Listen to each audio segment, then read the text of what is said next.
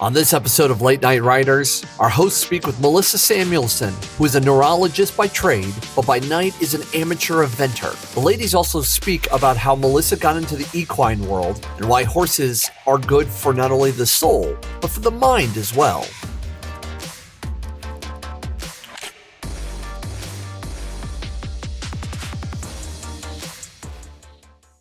Welcome again to this next episode of Late Night Riders with Jade and Debbie. And we have Melissa Samuelson with us today, who is a neurologist and then also is an eventer. And so welcome, Melissa. We're glad you're here and we can't wait to talk to you about what you do, starting off with your day job, which is a lot of doctoring. So tell us a little bit about what you do. All right. Well, thank you for having me. Let's see. So I'm a neurologist. I practice in St. Paul, Minnesota. I have been in my adult part, we call it, of our career, kind of after we finish our training. And I've been doing neurology for about 12 years now. I'm actually an epilepsy specialist, so I have specialty training in epilepsy. And I read the brainwave testing called EEGs, or electroencephalograms.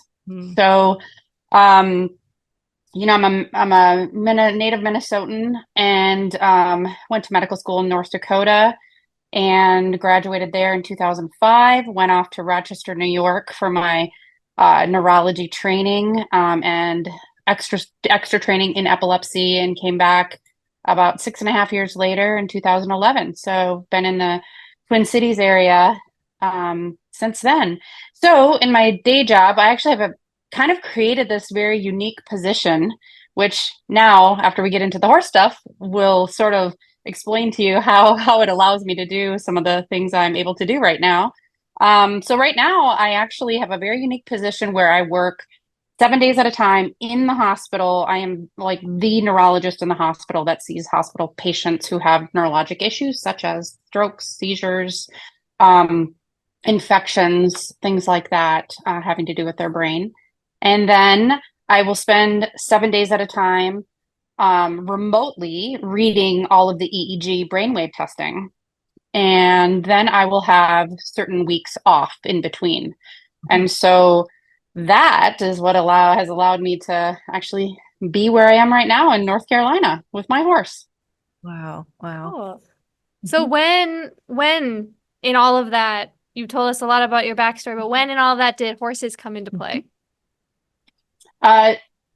Probably not really until we moved back to Minnesota around that 2011, 2012 time period. My daughter was born when I was just finishing medical school. So she was like a toddler through residency and such, and was like a horse girl from the moment she could speak. And in fact, she broke her arm jumping like a horse over one of her stuffed animals at the age of 4. And her 5th birthday was actually a pony party that we hired in a pony to come to our backyard for a couple of hours. His name was Peanut Butter. And all the kids got to ride pony. And so part of the deal with moving back to Minnesota is that I promised that we would start doing actual lessons. And so we moved in the fall, and by the next spring, then we had found the barn that we're still at, actually, and basically started taking lessons, just started with once a week. And that's how our horse journey began. So it was really through my daughter and getting her into lessons. So you didn't ride when you were young then, or did you ride at all when you were young? No, I mean, nothing more than the occasional group, supervised trail ride that you might do on a vacation. So no, I didn't. There you go. Wow. So when you started in with your horses, then how did that move for you? You started in just riding or taking the lessons, and then where did you move from there with the horses then too? I think it was pretty convenient, as you have a 6 or 7-year-old starting lessons, and the lesson program at the barn that Jade is familiar with, actually. It's a very comprehensive, like it's a very what should I say, spanning the ages lesson program. And so with a little kid, like I kind of had to be there with her, and I was willing to do that because I've always, love every time I'm around horses and love animals, and just really, that's kind of just always been part of my life. But so I really learned all the basics kind of when she did, like the tacking up and the grooming and the picking the feet and all of those basics kind of along with her. And then we actually moved then within like 2 years after first getting back there, we moved actually closer to this barn. So we actually only lived 10 minutes away from our stable where we have our horses right now, same place that we started at. And so, as she started getting more and more advanced, she becomes like super good friends with two girls out there of almost the same age, one of them the barn owner's kid.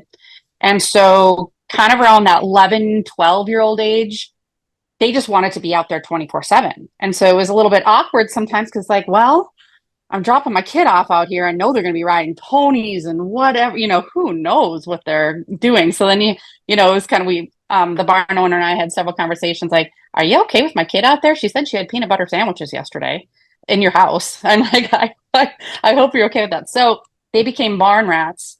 And then I just started taking a few more lessons, a couple times a month in the evenings just for myself. And then we ended up leasing a horse, and I rode a little bit during the lease, and took some very, very casual lessons. Then when Sophia was about 13, I think it was, she got her first horse, and he was a quiet 3-year-old thoroughbred. And so that was our first venture into having our own horse. And he was really truly my daughter's horse. I was just there for the, big things and the money and that kind of stuff in the organization. So, but she did all of the groundwork with that horse. And then he ended up having a kind of a career-ending congenital hoof problem with a malformed navicular bone. And so his jumping career was done pretty early, within the first three years, I think it was. And then so we started looking for another horse. And I think it was 2019 when I actually got my first horse that I actually had myself. So it was just gradual, little by little interest, just picking it up. When you're around it all the time, it's hard to not, be like, well, I could do that too. Like I could take lessons. I could event. So, but in a really yes, short period of time, really, for most people. I mean, they ride their whole lives and then they decide, okay, yes. I'll do this. So that's to me, a fast sprint for you, to get into all of that. And eventing's there's quite a bit to go into it. So what do you like so much about the eventing? Tell us about that. Yeah. I don't know. I mean, I guess I kind of always was a busy, athletic kind of kid in person. And, always, like where I grew up in like high school and such, we had to be 3-sport athletes because there weren't enough students to make the teams for the volleyball team and then the basketball team and the track team. So the basketball season couldn't start until the volleyball team was, finished with their season. So you had enough kids. So, that sort of sense of doing multiple things has kind of always just been so normal. And then, I had no clue what eventing was before, these kids start jumping stuff. And I'm like, they're like learning and supporting it, right? And it was kind of that same thing, like, oh, I think I can do that. That looks really fun. And turns out, I guess I'm a bit of an adrenaline junkie too. So, there's that. So yeah, I think it was a lot of like on the job training, like, and when I say that, I mean like along with the kids learning at clinics and things like that. So was just around it ever since she started doing it. So yeah, I just like all the components, and I think it's pretty exciting, and you get to learn a lot of different skills.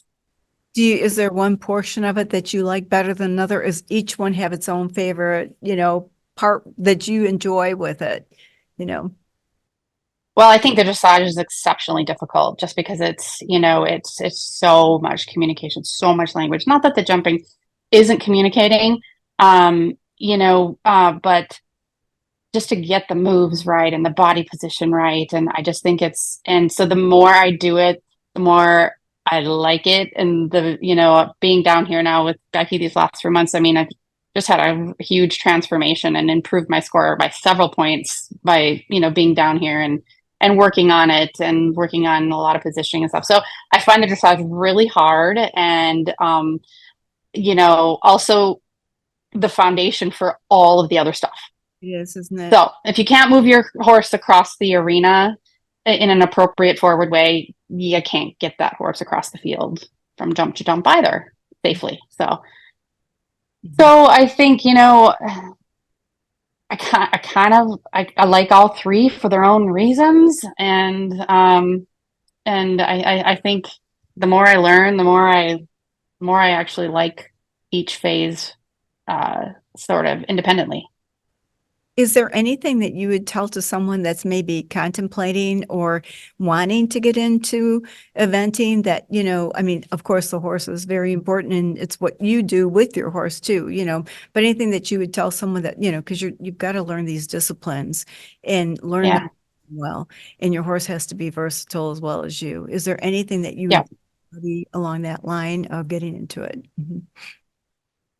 I mean, I think aligning yourself with folks who are knowledgeable is just really a huge factor. I mean, it's the cross country is dangerous. It's jumping is dangerous. I mean, the horses, we all take that risk when we get on them every day, and I think that's an element of risk we all are willing to accept. But I think surrounding yourself with people who are really focused on teaching you correctly, safely, and not getting in above your level, of what your skills really are at that point, I think is hugely important. And so I think that is one big consideration, is surrounding yourself with the right people. I guess the barn that we train at, that Jade's familiar with, they kind of from the ground up really base themselves on just safety with the horse, safety on the grounds. It's really so we've been kind of taught safety things from the very beginning, and so it's always kind of been ingrained in my head. So I think having that around you is really important. It's an expensive sport because there are 3 phases. There's 2 different saddles.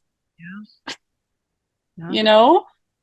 2 saddles, probably 2 bridles, a whole bunch of horse equipment, and the different cares for the horses.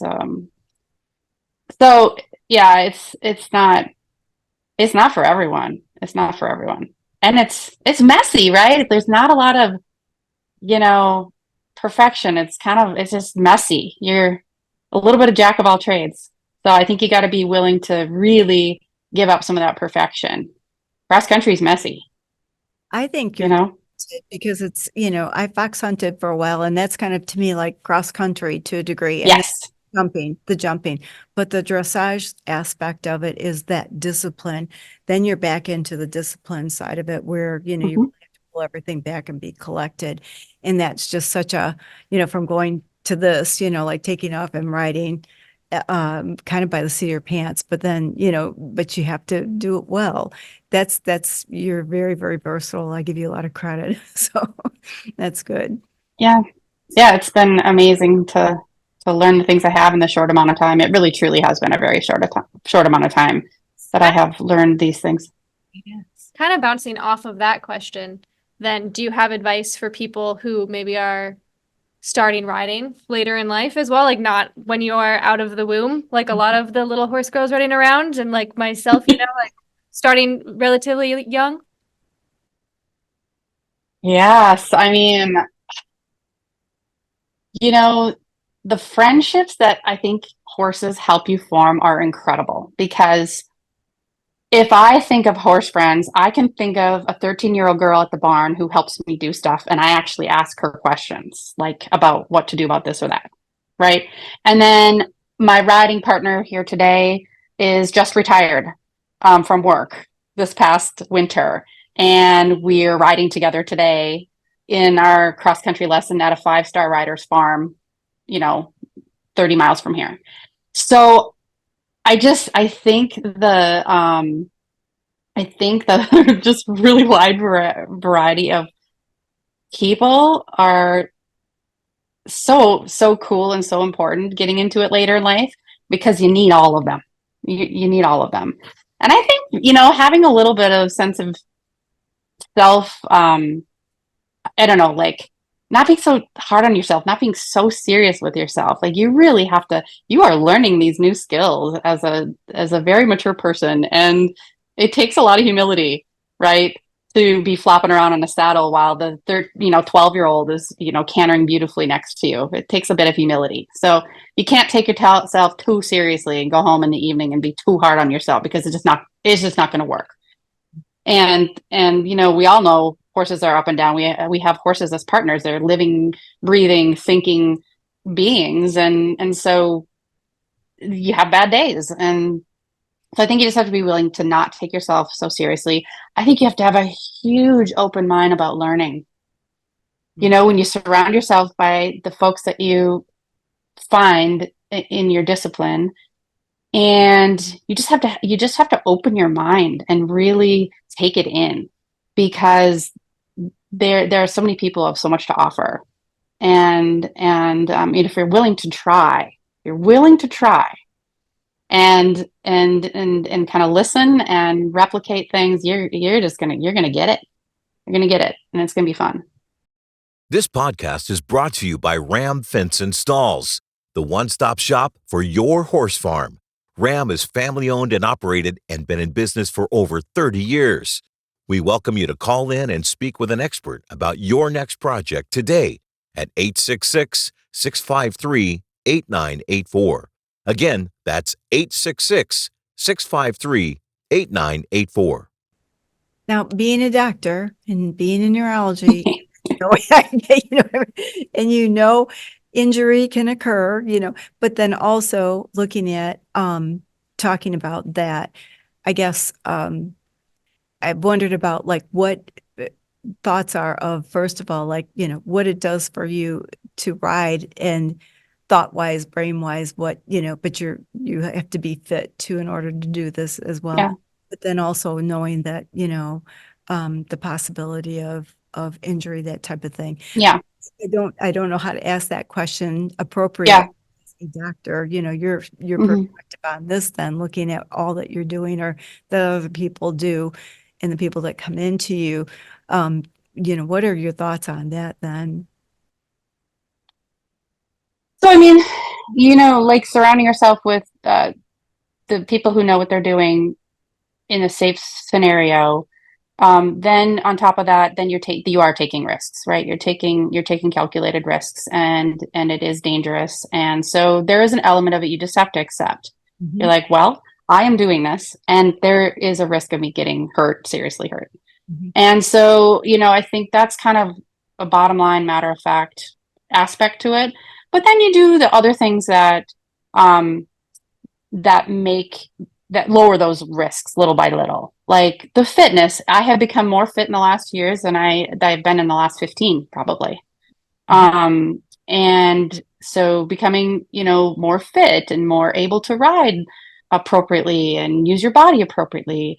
The equipment that we use, I would never get on a horse without a helmet. Yeah. Ever. And if there's a fall, the helmet gets replaced. If so all those safety features that are available, that we could talk about safety vests and their data and stuff for that's a whole nother subject. But there's in the horse world, it's hard because there's not a lot of research on a lot of things. Coming down to the safety equipment, even the horse treatment and care, sometimes there's very little like hardcore research that we expect at the highest level in medicine. Right. Or like even So, specific, like so much of the like offshooting a little bit, but like the nutrition research done in yes. horses is done in humans or other animals, and we're just extrapolating and stuff. So yeah, that can be hard as like a scientific minded person to. It's very hard, and so you have to. I feel like I try to take it in and really think about, okay, what's the question? what are the proposed answers here, and how are they supported by data? And the more you look into it, like for example, the nutrition, the less you find out that there's concrete data in the horse world. It's both frustrating and a little bit astounding at first. I was kind of, my eyes were sort of like, wow, this is clearly not the human world. But the other things it does for me, I mean, my mind is a busy place sometimes. And I can get around the horses, and I can get on the horses, and I can get out in the cross country field, and everything else just melts away. And I am focused on that one thing. And, that really struck me one time. I was on call at the hospital, and I was on my horse, and I was literally just walking around the inside of an arena, an outdoor arena. And I took the call. I had headphones in, I think, and I took the call. And for like probably 7 minutes or something, I was on a phone call and literally just walking. Nothing happened. Everything was safe. It was no big deal. But I finished that call and I said, I was not present here with that horse, and I won't do that again. So if I'm on call, and I take a call, I'll get off the horse, or, I sort of make a point of separating those two things as much as I can. Now, there are times when I'm on call and I'm on the horse, and, I have to make, oftentimes I'll tell the people who, like, if I'm doing remote stuff for work, I'll tell the people who are working in the hospital, hey, I'm unavailable for an hour, and luckily I have the kind of position that is amenable to that. But I think it's important, again, coming back to the safety at my age, doing what I do, having a family, having a career. I think the mind space where you are when you're with the horse is important, and then what that reciprocates to you in the calmness of your brain. Like, you can have a really high spirited day at work or at the hospital, and I can come to the barn. I can feel my heart rate come down. I can feel my breathing slow down, and it just really is it's been a huge, I think, calming factor for me, truly. So from your perspective too, then, as a doctor and understanding neurology like you do, I think there's such a, like you're talking about the calm. And then also additionally, when you're competing, or maybe you're doing your cross country or jumping, those types of things, the endorphin sometimes side of things just really kicks in, doesn't it? Like, it's like a runner, and it feels so good. So from a perspective of mind-wise, for a person, body, mind, and spirit, does that, it's good for us, I would only think, to be able to get into a position where we can do that. And it must be good for us, I would think, because it's not only does it make us feel good, but from your perspective, can you tell us, I mean, are there things that we gain from doing those things that are good for us, that actually, make us feel good? Yeah, I mean, there's the kind of the softer part of the conversation with, how does it make us feel so good? Well, it is that endorphins, and it's the dopamine that we get rewarded from our brain for doing something that's kind of exciting and rewarding, and you do it well and you get rewarded for it, kind of makes you want to do it just as well and keep improving on it. So it's that little bit of a feedback loop in that regard. And I mean, I think physically, the endorphins are good for everything. Makes everything feel good, right? And so I think physically, with muscle memory, learning the skills, getting stronger, I think all of the physical aspects are pretty obvious, I think. And I think it's so funny how people, I think we've all of anyone who rides a horse talks about this, but people think you just sit there on the horse, and I asked them, well, what do you think is going to happen if I stop telling the horse what to do? The horse stops, and so you're an active member of that game. And so I think that really adds a lot in trying to communicate with this non-speaking animal, and being able to make that connection and do that, I think it's a different level than communicating with people. It does something else. I'm not sure I can explain it, but it's definitely, I think it's a healthy obsession. Maybe I'm just telling myself that because I want it to be, but I think horses are good for people. I just, that's my take on it. I think, like you said, you go to the barn, I just think you have a calming of yourself when you're there. If you're grooming just around the horses, whatever the case may be. Mhm. But when you do go to ride, you do need to be present. You need Yeah. to be there. And then additionally, I think you end up with that, the feel good part of it, which is, Yep. and I would think that, that's so good for people. I think there are a lot of people probably at different ages that think, can I do this? And Mhm. I would say, Yes, yes, you can, right? Yes, you can, and I think You that's definitely can. I mean, I have no aspirations of, this weekend is the big eventing weekend. All eventers, eyes and ears are perked to the webcasts and to the social media and the scores with the 5-star event going on in Kentucky right now. So that is not in my aspiration levels at all. Right. So what are my aspirations? So I love this horse I have. I just adore her. She'll be 7 here in a couple weeks. 7-year-old Irish sport horse. She came over from England 2 years ago and we've had her, and she's an adult amateur dream. Like, she works hard. She has some opinions, as most mares do, but she's just such a partner and teachable, and I could never imagine, a horse being this much fun to work with and get to know. And so, right now I'm sitting at the beginner novice level, teetering on perhaps that novice level here, in the next maybe year. But I have no rush in doing that. Like, I want to learn all the elements. I want to, again, do it as safe as I possibly can.